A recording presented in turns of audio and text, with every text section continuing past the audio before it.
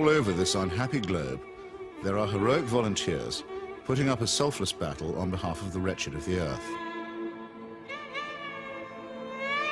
But only one of these is considered to have invisible means of support, to be nothing less than a saint. What makes Teresa of Calcutta so divine?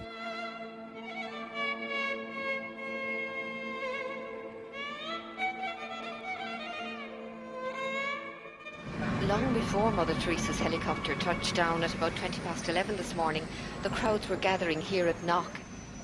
Among all of you who have made this pilgrimage to Knock this afternoon, we are privileged to have with us as a special guest at this Mass a pilgrim who has come from afar, a woman whose worldwide symbol for goodness and holiness. Not many claims made by the Irish clergy are widely or uncritically accepted, even in Ireland. But the saintliness of an Albanian nun named Agnes Boiaciu is a proposition that's accepted by many who are not even believers. Mother Teresa herself receives extravagant adulation as no more than her due. Of all the women in recent history, no one has captured the public imagination like Teresa of Calcutta. I'm not being facetious, and I'm certainly making no comparison when I say that no woman has made such an impact here since Our Lady herself appeared in 1879. So how did this auction of hyperbole and credulity get started? In that year of grace, 1969, the scrupulously neutral and objective British Broadcasting Corporation permitted that old fraud and mountebank Malcolm Muggeridge to pay a devotional visit to the Calcutta Shrine. Mother Teresa, after I met you in London, really the only thing I wanted to do is to come and see you in your work here. Now I've seen it. And of course it's a shining light. Himself arrogant, almost to the point of humility, Muggeridge became persuaded that he and his team had become the divinely appointed instruments of what he claimed was the first television miracle. During Something Beautiful from God, there was an episode where we were taken to a building that Mother Teresa called the House of the Dying, and Peter Schaefer, the director, said, it's very dark in here, do you think we can get anything? And we had just taken delivery at the BBC of some new film made by Kodak, which we hadn't had time to test before we left, so I said to Peter, well, let's have a go. So we shot it. And when we got back, several weeks later, a month or two later, we're sitting in the Rushes Theatre at Ealing Studios, and eventually up came the shots of the House of the Dying. And it was surprising. You could see every detail. And I said, that's amazing, that's extraordinary. And I was going to go on to say, 3 cheers for Kodak. I didn't get a chance to say that, though, because Malcolm, sitting in the front row, spun round and said, it's divine light. It's Mother Teresa. You'll find that it's divine light, old boy. And 3 or 4 days later, I found I was being phoned by journalists from London newspapers who were saying things like, we hear you've just come back from India with Malcolm Muggeridge, and you were the witness of a miracle.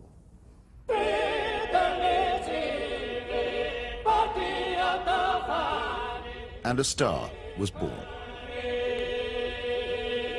This profane marriage between tawdry media hype and medieval superstition gave birth to an icon which few have since had the poor taste to question. It's like you're actually seeing a living saint.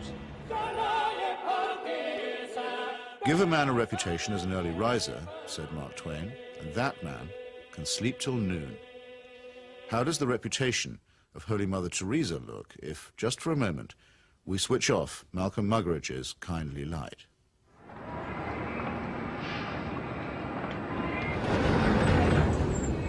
Mother Teresa is a Nobel Prize winner. She's a symbol. People in the West talk about her, so Indians adopt her at that level. The fact that what she does on the streets of Calcutta is really irrelevant to them. They couldn't care about it, and most of them don't even know. But Mother Teresa is the sort of figure you show to visitors. Mother Teresa's flagship institution is her home for the dying, a hospice which purportedly sweetens the last moments of otherwise destitute lives. My initial impression was of all the photographs and footage I've ever seen of Belsen and places like that, because all the patients had shaved heads.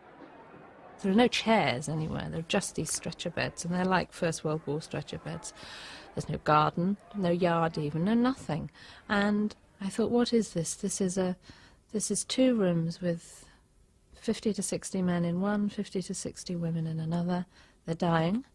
They're not being given a great deal of medical care. They're not being given painkillers really beyond aspirin and maybe, if you're lucky, some Brufen or something for the sort of pain that goes with terminal cancer and the things that they were dying of. And I thought, what's the point? Right from the very beginning, I wanted to serve the poor purely for the love of God and to give them what the rich people get with money. I wanted to give to the poor for the love of God. They didn't have enough drips. The needles they used and reused over and over and over, and you would see some of the nuns rinsing needles under the cold water tap. And I asked one of them why she was doing it. And she said, well, to clean it. And I said, yes, but why are you not sterilizing it? Why are you not boiling water and sterilizing your needles? She says, there's no point. There's no time. Mother Teresa's cult of death and suffering depends for its effect on the most vulnerable and helpless, abandoned babies, say, or the terminally ill, who supply the occasions for charity and the raw material for demonstrations of compassion.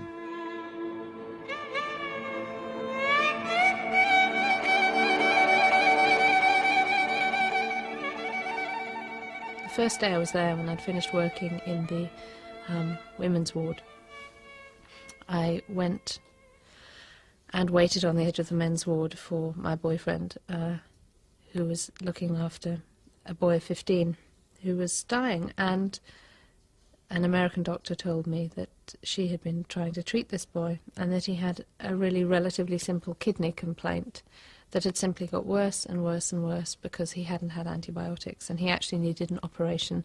I don't recall what the problem was. She did tell me. And she was so angry, but also very resigned, which so many people become in that situation. She said, well, they won't take him to hospital. And I said, why? All you have to do is get a cab, take him to the nearest hospital, demand that he has treatment, get him an operation. She said, they don't do it. They won't do it. If they do it for one, they do it for everybody. And I thought, but this kid's 50.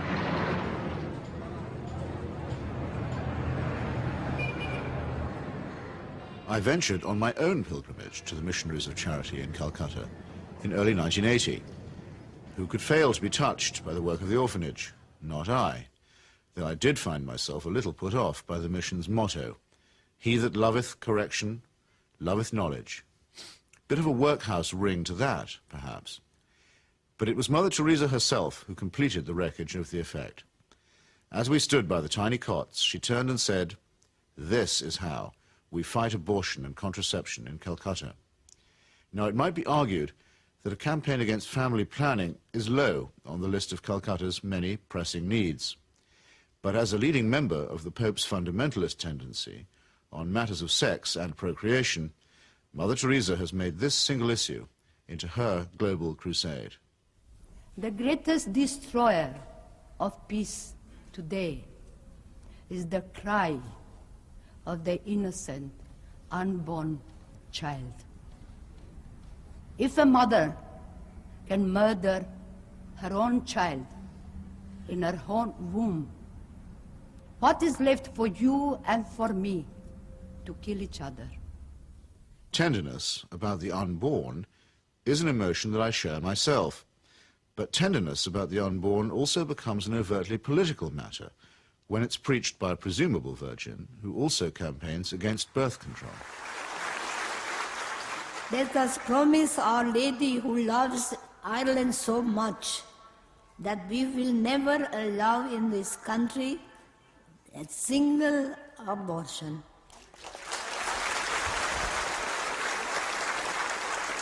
And no contraceptives. Mother Teresa has no politics, so she maintains, and so many people believe. But when she came to London in 1988, ostensibly as an advocate for the homeless, she bent the ear of the Iron Lady and sought to steer her to the support of a bill limiting abortion.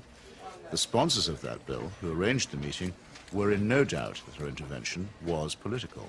She's not a party political figure, but she's a political figure in the sense that, A, she is part of what may be called the Catholic agenda, the broader Christian right agenda, and the Catholic Church has been following what has generally been considered a hard-line approach under the present Pope.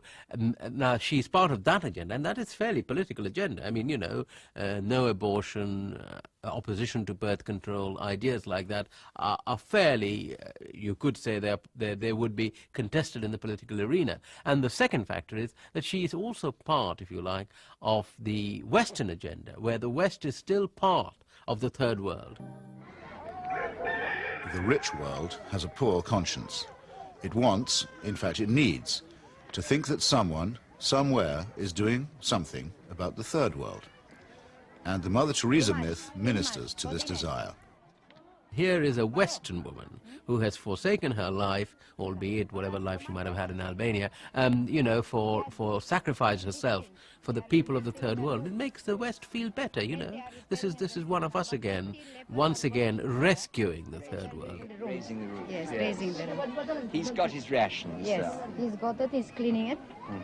And then pecho shop. In the subliminal appeal that she generates, there is something of the mission to the heathen, something of the old colonial outpost, and something of Florence Nightingale. While in the silent and abject demeanour of her patients, there is something of the deserving poor. The great white hope in this iconography takes on the big black hole. And the rewards are by no means all in heaven.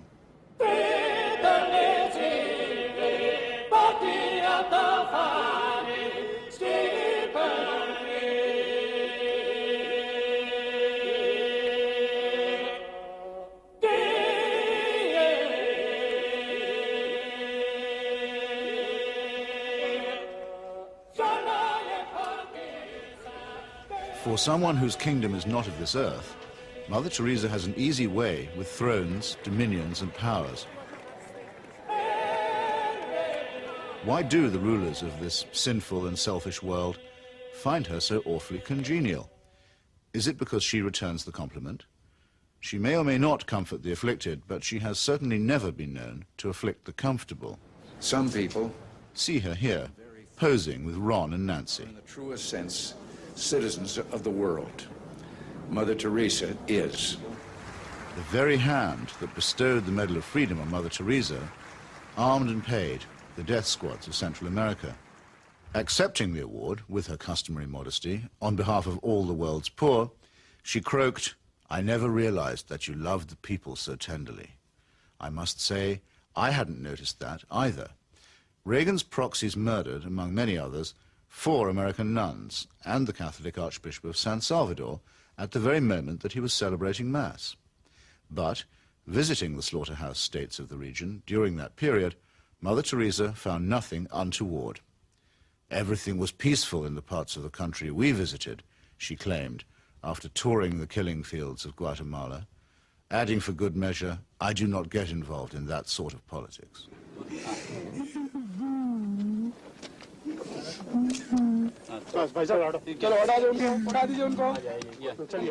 In 1984, a ghastly chemical spill from the Union Carbide plant in the Indian town of Bhopal took 2,500 lives and poisoned thousands more.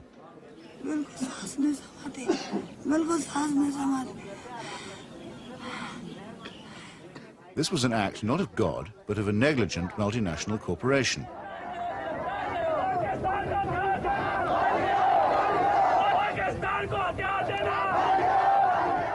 Mother Teresa's advice to the angry victims? Forgive. Forgive. What Mother Teresa has done is she has accepted implicitly the idea that there's nothing much you can do for the poor except take them off the streets and, you know, look after them. You cannot change their attitudes. You cannot make them feel that they have an ability, they may even have the means to improve and change their lives. She's not bothered with that agenda. She's only bothered with the agenda of trying to rescue their souls and make them a bit better before they go on to the eternal life, which is a very understandable, but in fact a very old-fashioned Christian idea. It is not a question of saying, how can we tackle the real problems of poverty?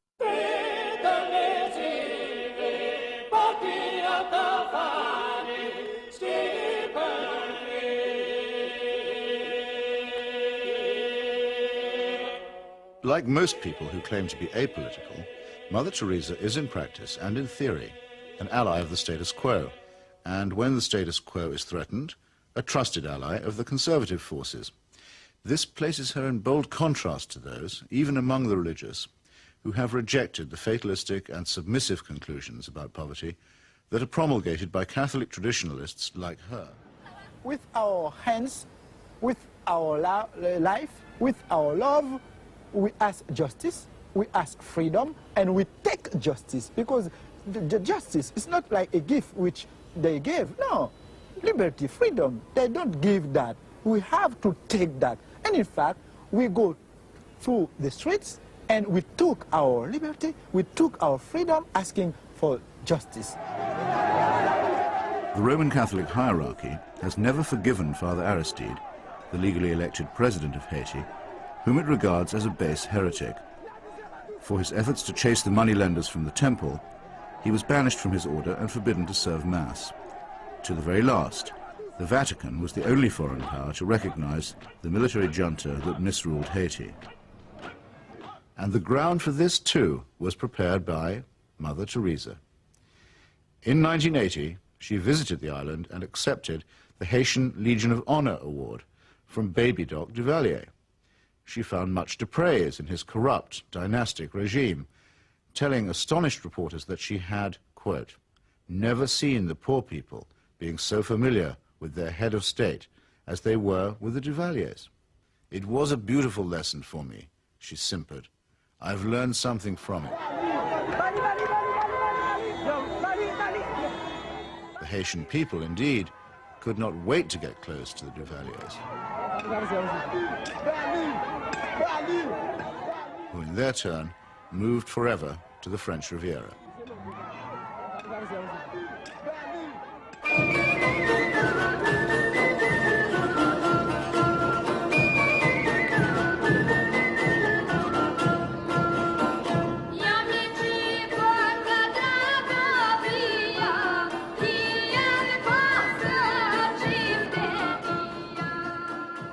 Mother Teresa admires the strength of the powerful almost as highly as she recommends the resignation of the poor. When she visited her motherland of Albania, she appeared to take seriously St. Paul's notorious assertion that the powers that be are ordained of God. The Albanian authorities had proclaimed the world's first officially atheist state. They had persecuted all forms of worship except that of their leader, Enver Hoxha. No whit abashed, Mother Teresa laid a bouquet on Hoxha's tomb. Not content with honoring a Stalinist murderer and despot, she also bestowed a wreath on the monument of Greater Albania, a cause that was once smiled upon by Pope Pius IX and his friend, Benito Mussolini.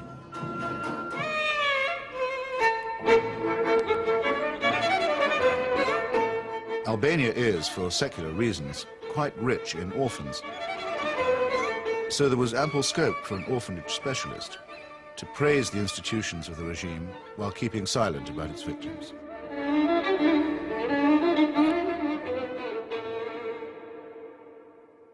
If it sometimes seems that the Saint of Calcutta is never actually in Calcutta at all, this may be because she operates more as the roving ambassador of a highly politicized papacy.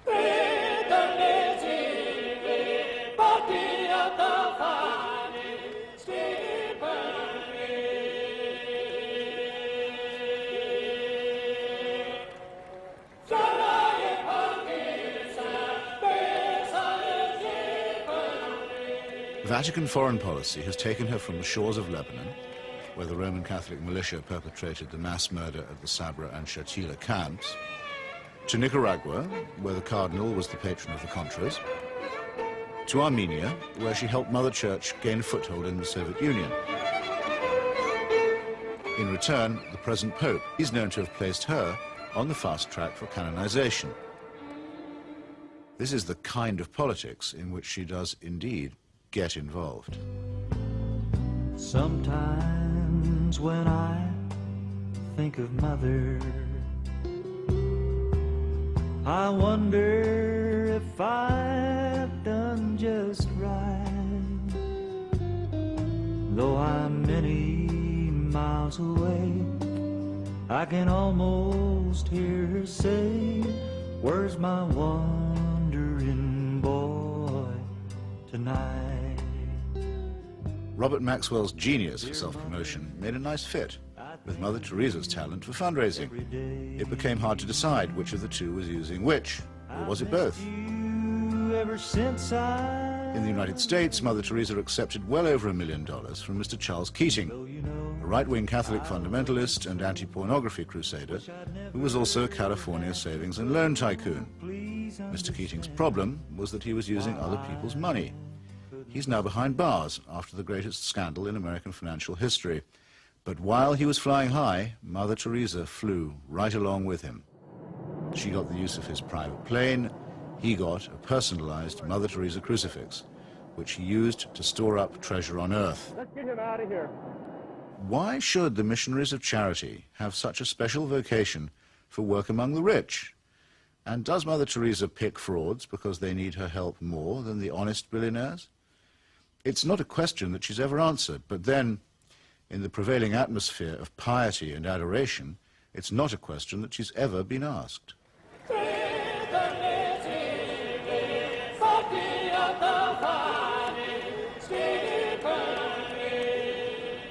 The Teresa cult is now a missionary multinational, with annual turnover in the tens of millions. If concentrated in Calcutta, that could certainly support a large hospital, and perhaps even make a noticeable difference. But Mother Teresa has chosen instead to spread her franchise very thinly. To her, the convent and the catechism matter more than the clinic. Now we are in 105 countries and we have 500 convents all around the world, without counting India. Beautiful.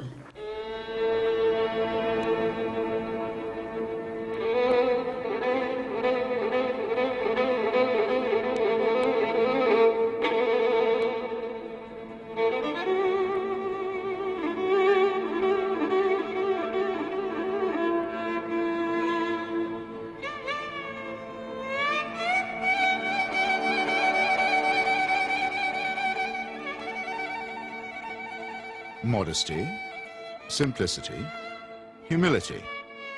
By these canonical keywords, we are taught that we may recognize saints.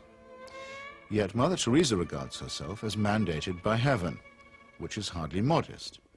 She lends spiritual solace to dictators and to wealthy exploiters, which is scarcely the essence of simplicity. And she preaches surrender and prostration to the poor, which a truly humble person would barely have the nerve to do. When she speaks about private or public morality, opposing family planning, for example, or defining abortion as quite literally the greatest threat to world peace, she takes on the grim and tedious tones of the zealot and the fanatic. In a godless and cynical age, it may be inevitable that people will seek to praise the self-effacing, the altruistic, and the pure in heart. But only a complete collapse of our critical faculties can explain the illusion that such a person is manifested in the shape of a demagogue, an obscurantist, and a servant of earthly powers.